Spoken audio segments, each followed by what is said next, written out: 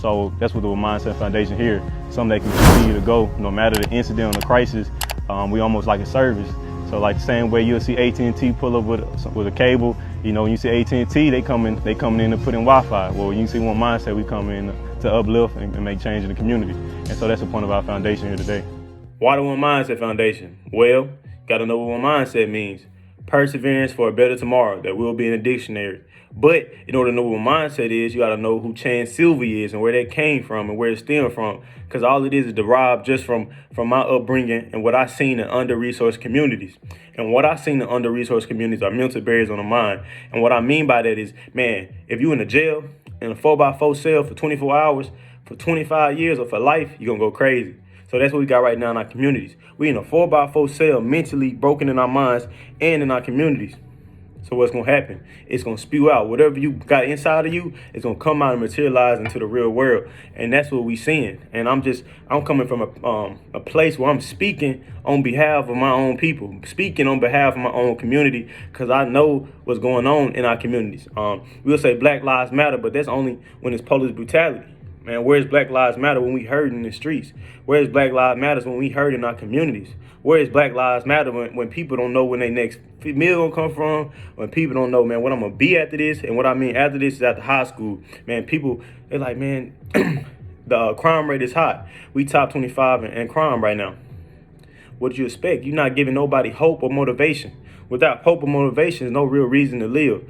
And what I mean by this, if you was to tell a child, man, if you was an accountant, 100K, software engineer, 100K, insurance adjuster, 100K, doctor, lawyer, 100K. It's so much you can do out here. There's a million ways to skin a cat. But man, it's a million people trying to go through one door. If it's a million people going through one door, if that person in front of me and I got to get to that door, you got to get away from front of me. You can't be in front of me, because if you in front of me, our people not going to eat. And so that's a mentality that's placed on our people right now. It's placed on our community, is that, man, when you starving and you got to feed your family, you're going to do any means possible. They're not trying to hear that. You're trying to do anything possible to feed your people. And so I know that personally growing up in an under-resourced community, because when you think of Chan Sylvia, I think of a golden boy. No, I'm not a golden boy. That's not him. I'm a person that will take any measures just to make sure my people eat, just to make sure that my family good, just to make sure my community good. And so in doing so, I learned from my mistakes. I learned growing up the things that you have to endure when growing up in an under-resourced community. Growing up in that type of environment is stressful. Growing up in that type of environment, as a kid, you don't know it until you go older and you see the world. Until you see the real world, you realize, like, man, it's different out here. Where I live was not regular. Where I live is the statistic books. Where I live is what they talking about in college, and that's what I learned. And so that's why I made my foundation, just to speak on, just to be that voice, to be the voice for the people in them under-resourced communities. That's like, man, we want to do better. We know it's possible, but we don't see it because they don't know the knowledge. They don't have the guidance to know. That's where uplift as you climb, one child at a time, and in due time, my community climb came from. Because if I would just give back my life lessons that I learned, because we don't say else, we say life lessons. I teach you them life lessons that I learned. You don't have to repeat that next. I teach you that you don't go that way, bro. I promise you don't want to go that way. It's not gonna go right. I been there, done it, and that's really what the OneMindSet Foundation is for.